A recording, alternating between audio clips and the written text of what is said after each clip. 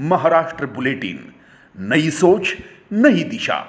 पुढच्या नजीकच्या भविष्यकाळात जेव्हा शक्य होईल तेव्हा नाशिकमध्ये आम्ही सर्व प्रयत्न करू। आता ज्यांनी तिकीट खरेदी केले होते माझं म्हणणं की आता त्यांना त्या आयोजकांकडेच जावं लागेल, कारण या सगळ्या आयोजनामध्ये आम्ही म्हणजे काय म्हणतो आपण आन्सरेबल आम्ही राहू शकत नाही, कारण आयोजकांनी आम्हाला सांगितलं ते करू शकत नाही आहे। पण केवळ ज्यांनी तिकीटं घेतली होती याच्या आधी किंवा ज्यांना तिकीटं घेऊन बघायचा होता या सगळ्यांसाठी नाशिककरांच्या प्रेमापोटी प्रयोग करण्याचा आम्ही खरोखर आटोकाट प्रयत्न केला। म्हणजे काल संध्याकाळपासून खरं तर अगणित फोन, अगणित भेटीगाठी या सगळ्या गोष्टी आम्ही करण्याचा प्रयत्न केला, परंतु त्याला काही यश म्हणावं तसं पूर्णपणे आलेलं नाही आहे। आणि हे करत असताना आयोजकांकडून एक स्पष्ट कल्पना जी असणं अपेक्षित होतं की खरोखर किती तिकीटं गेलेली आहेत, कुठल्या शोची किती गेलेली आहेत याची कोणतीही स्पष्टता अजूनही आमच्या हातात नाही।